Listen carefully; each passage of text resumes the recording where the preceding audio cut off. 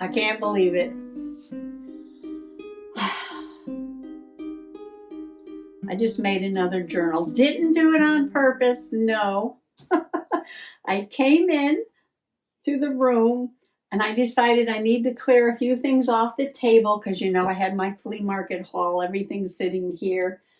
And I was like, okay, I put some stuff over there and there was a pile of cereal boxes over there. And I said, well, let me just cut them down. See, I'm not kidding. Let me just cut them down, right? Into the squares that I use to put into my trashy flow journal.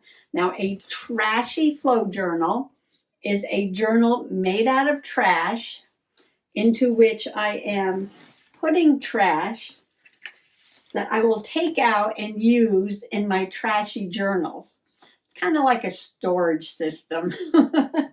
Yes, a trashy storage system. Well, I had this pile of Cheerio boxes over there, and I said, well, let me just cut them down because they're taking up a lot of room. And, you know, and I cut them down into these squares, and I'm like, okay, let me just punch some holes in them. I might as well just put them right away where they're going to go, right? Get them out of the table. Get them out of the way. Get them off the table. So I punched the holes in them, and then I went to put them in this journal. That was my idea, to put them in the flow journal. And I'm like, well, you know what? This is kind of getting fat as it is, and I haven't even finished putting in all the pockets yet. I still have a few more pockets in here that I have to put in and fill up with some trash. So I'm like, I see there's some empty pages at the back too that need to get done. So I was like, oh, let me just grab some more rings and I'll just put these separately, right? Not thinking, duh, duh. I was making another journal, right? I don't know what I was thinking, but I went over to my little sewing chest over there and I opened the drawer to get some rings, and I only had little tiny ones and that were blank, you know, not being used. But there were some larger ones that I used to organize my embroidery floss on. So I took them all apart and I started reorganizing the embroidery floss, and so that I would have 3 big rings, right? Because I'm using the great big giant ones because these are giant trashy flow journals. And I came back and I put it together, and then I'm sitting here and I'm like, I just made another journal. Nothing in it yet, no. But the pages are here. Okay. Oh, here's another Rice Krispies box. Okay, now that's got to go into there. And there's some more trash over here too. Yeah, I'm just trying to make a space here. Oh, I know. Got some ice cream cone boxes. And I'm going to cut these down to make pockets. And then the rest of the trash has to go in there. But I wanted to show you this. On the box of the Joy gluten-free ice cream cones, it says believe. It says believe. My word of the year so far, which is changing into dream, but that's okay. It's going to be slow transition. Okay, so yeah. Oh, so we're going to have to call this not 38 journals now, but 39. I'll probably round it up to 40 before you know it. But yeah, okay, well, that happened. So that's how I spent my time. And I still want to do a little journal play. You know, I didn't record any of this trashing stuff because I thought I was just cleaning off the table. Oh, I have a few things from the yard sale on Saturday over here.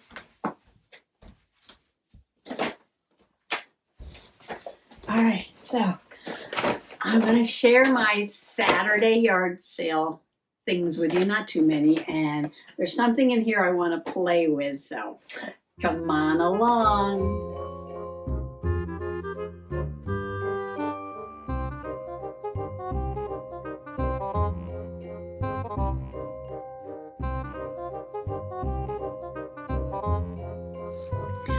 First up, two really large, beautiful books. One is Wildflowers. The other one is The Art of Botanical Illustration. And I know I already have too many books, but I couldn't pass these up. 10 cents each. 10 cents. Okay, so I know they're beautiful books, but I'll be cutting them up because for 10 cents, this is a lot of paper. This is a lot of fodder for my journaling. And this one has beautiful wildflowers through the seasons. Look at these gorgeous, gorgeous photographs. So this one is photographs. And this one is Botanical Illustration. Look at this book. Look at this. 10 cents. I got this gorgeous book for 10 cents. It's so big. It's going to be hard to show you, but yeah. So look at this. Isn't that gorgeous? And these are drawings, yes, or engravings. Different kinds of botanical illustrations. Even black and whites are nice. Look at this. Very vintage, 1826 reproduction. These are gorgeous. Look at these. Vintage botanical drawings. It's a tulip tree. Yes. So how can I pass this up for 10 cents? My goodness. Look at this. All old-fashioned engravings and sketches and paintings. A lot of black and white in here, but there's also a lot of color. Look at this illumination. Look at the peony back here. Ooh. There's an envelope here. It's always a surprise, right? Look at that. Okay. 10 cents. Look at the gorgeous lilies. Anyway, so that's what I got. 10 cents and 10 cents. One is photographs and one is botanical illustrations. And I will be cutting these up. I know they're gorgeous books, but...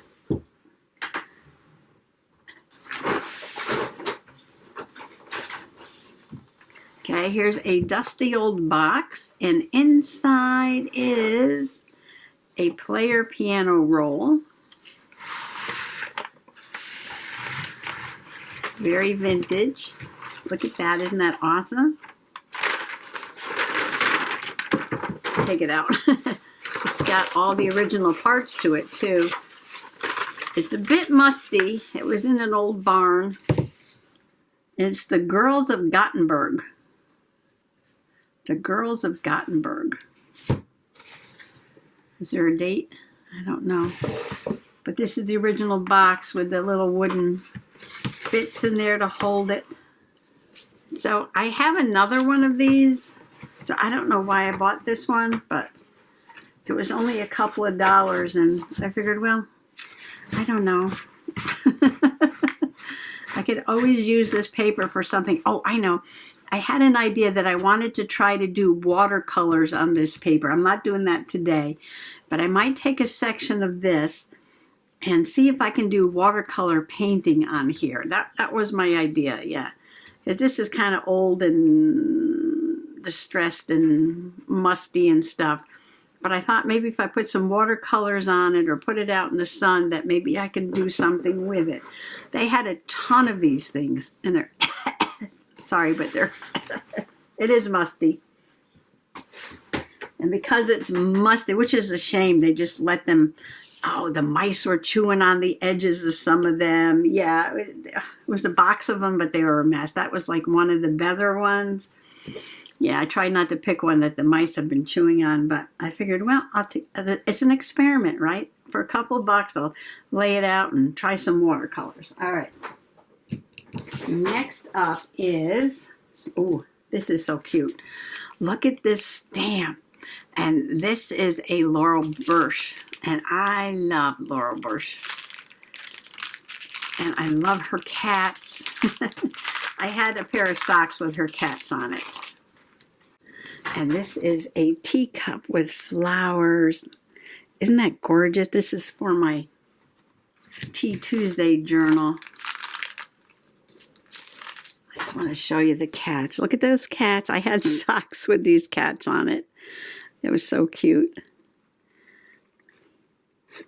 I love those colorful cats. Yeah, so this is for my Tea Tuesday journal, and I'm thinking of printing it and then enlarging it and then painting it and then putting the holes in it, because you know I use all different shapes in this my Tea Tuesday journal, and making this actually the page.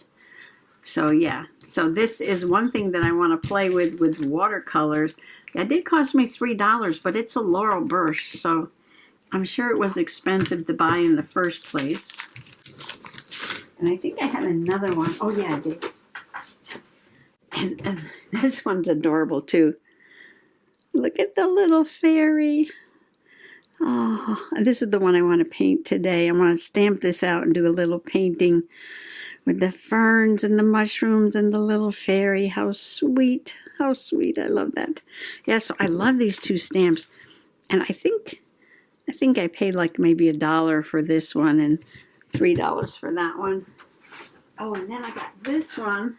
And this is a Stampin' Up. And it is flowers and butterflies. Really cute one, a dragonfly. Now, I don't use the little ink cartridges that go in there. I just rub it on an ink pad and roll it out. Yeah, I have one with stars on it, but I only have one. So this is my second one. And I know it's pretty old, but I think it'll still work. And only a couple more things. I didn't go crazy. I try not to go crazy anymore. Try to only get things, you know, that I can really use. So, yeah, stickers with notes on them. I'm thinking, see, get the player piano paper and do some watercolor on it, and I could journal about my piano lessons. And I've got these little stickers. These are notes. They're holographic. It might be hard to see, but it's a staff with notes on there. I said, okay, so that all goes together. And then the lady who had the 10-cent books, now she said those books belonged to her grandmother, and her grandmother was an artist. And she also had a lot of fiber things, like yarns and crochet things. And she had a ton, and I mean a ton, like a case of like 100 boxes of embroidery floss. And most of it was this variegated. Yeah, most of all, I'd say 99% of what she had there was variegated. And these are the DMCs, and they're vintage. I know they're vintage because I took it out of a box, and the box was a vintage box of DMC. So this is pretty old. And I asked her how much she wanted, and she's like, 50 cents. I'm thinking, well, you know, you can go to Walmart and buy them for 62 cents. So, well, you save 12 cents on each one. Plus, you don't have to pay any tax, right? Plus, they're a little vintage. Yeah, they're old. They're not new. They're older. So I did pay 50 cents each, and I'm thinking to myself, lady, you are not going to sell 100 boxes and you open up each one, and how many of these are in each box? I don't know, like 50 in a box. I said, never in a million years are you going to be selling all of these piece by piece for 50 cents each. Yes, no, that's not going to happen. Okay. So I love this light blue variegated. I got red. And I was actually looking for white because I need some white. I've used up all my white, and I'm working on my mushroom and my sketch and stitch. And I'm going to run out of white. So I just picked a few colors. Love that burgundy. I can always use greens and pinks. And then the variegated purples are nice. This would be nice for fall. It's kind of like sunset colors. Well, anyway, so that is it. That's what I've gotten in my yard sale haul. Now, if you want to stick around for a little bit of journaling, or at least start a journal page, I'm going to stamp this out a few times and see if I can watercolor this. Just a bit of play with different kinds of paper. Now this is very cheap watercolor paper. It's got a texture to it, and I stamped it, and because of the texture, the lines are a little sketchy, kind of like that look. Tried it on mixed media paper. As you can see, I put too much ink on the stamp. I'm a terrible stamper, yeah. I flunked Stampin' Up! School. I just do it for fun, and you know, perfection when it comes to stamping, I can't get there, so I don't worry about it. Like down in this corner, that didn't come out. Now, if this happened to you, would you just throw that away? Would you come back with a black pen and draw that in? What would you do? I'm going to color them and see what happens. And then I tried it on cardstock, and of course it's nice and bright and clear on the cardstock. This was already on here. I was just saving this to fill in the extra space. That's a nice stamp right there. But I'm going to cut that off for now because I'm going to do some watercolors. I like to use up the little scraps of cardstock for different things. Oh, and I tried the roly thing, the Stampin' Up! Roly thing. And I got more ink on one side than the other side, but I can practice with that. But I like it. Little dragonflies and butterflies and flowers, kind of cute. Looks like a Stampin' Up! Thing, doesn't it? Yeah, okay. Today's project is to color in the fairies on the mushroom. So I'm going to try it on 3 different kinds of paper. I'm terrible at production, but let's see how this goes. All right, we'll just push those aside for right now. All right, so I'm going to get out the red. Let me get my paper towel. And I want to make the tops of the mushrooms red. So I'm going to start with that, because that I know what I want to do. And then we'll take it from there. I'm just crazy when it comes to colors. I'm just mixing some of these different reds together over here. That one's a little pinker. This one's a little darker. And this is the Paul Rubens watercolor set. And they claim they have a lot of pigment. And I found that to be true. Well, now this is going to take a while, but I'll film part of it.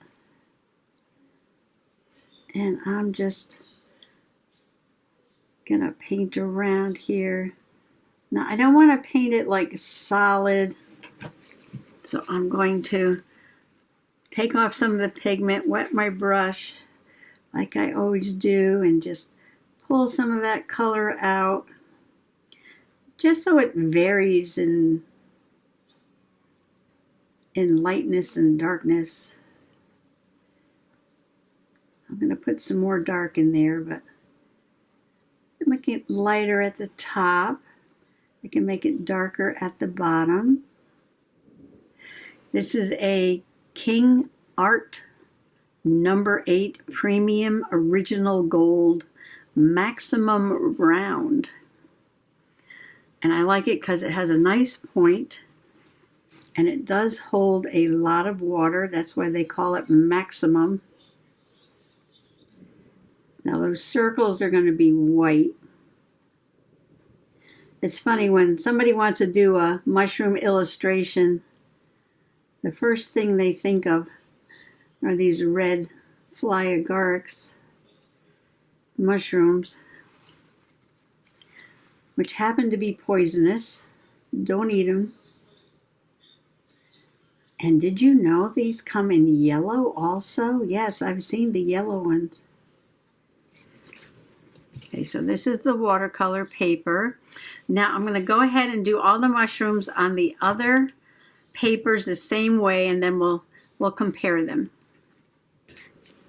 Okay, now I have to decide which one of these I want to finish right now to put in my journal. So let's have a vote. This is the white cardstock. This is the watercolor paper. And this is the mixed media paper. Okay, I'm going to eliminate the mixed media paper just because it's very off white and I like the brighter white backgrounds for this. So now it's between cardstock and watercolor paper.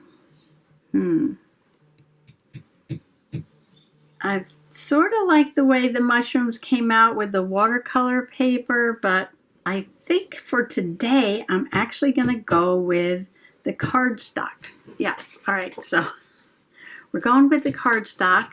So I'm going to finish painting this one for now. The other ones I can finish later, put them on another page, but this is going to go in my journal.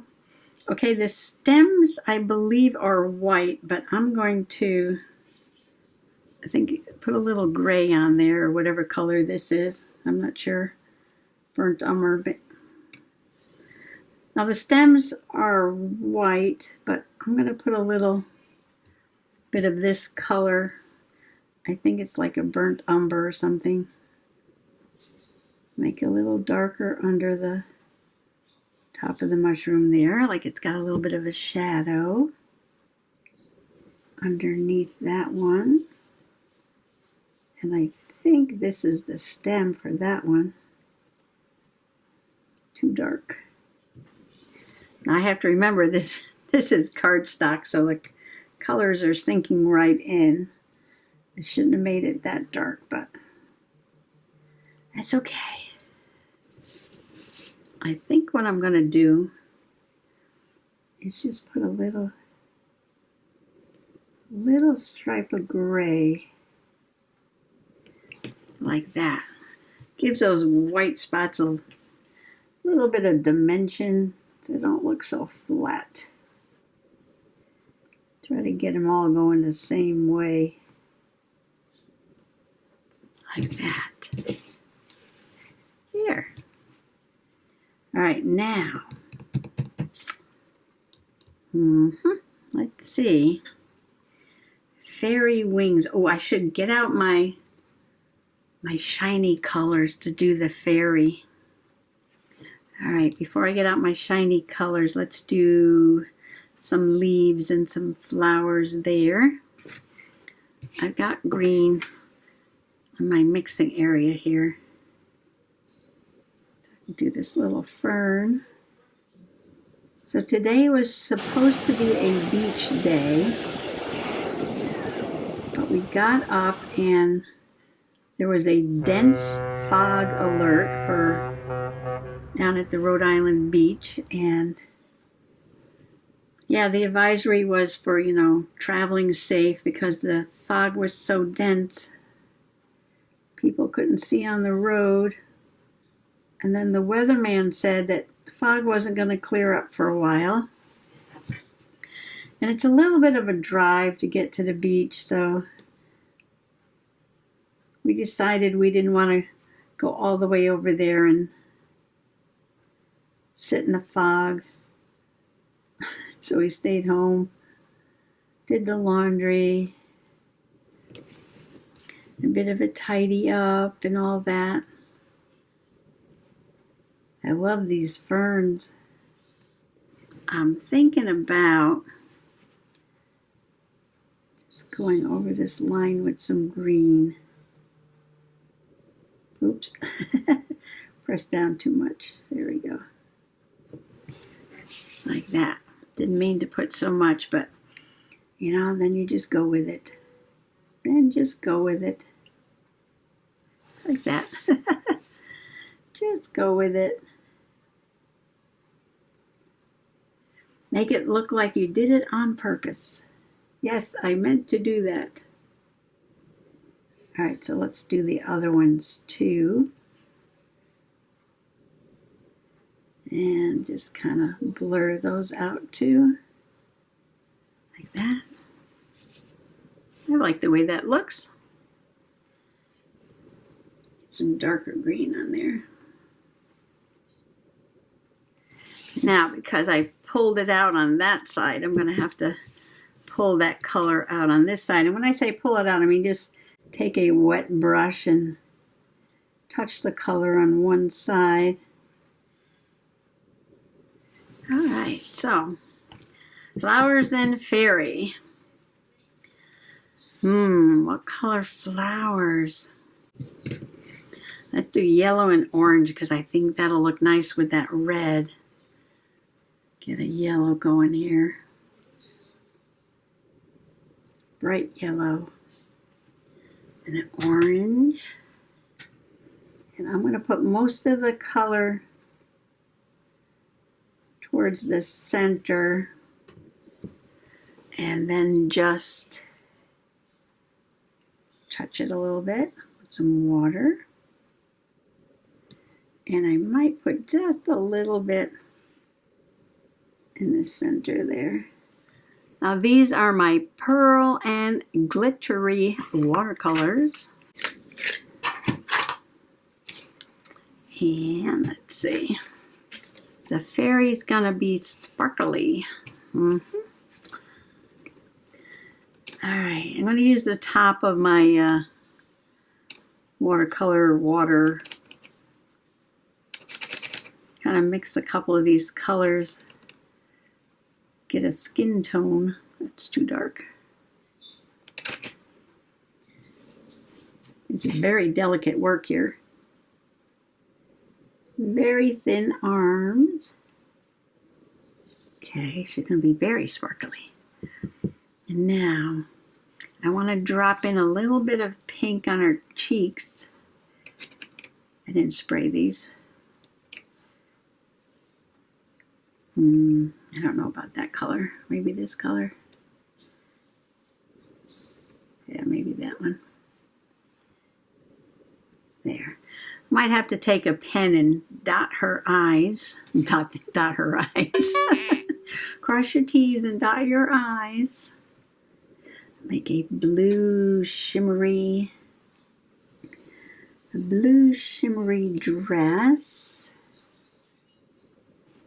Or maybe little blue shoes to go with their dress. A little dot of purple on her dress.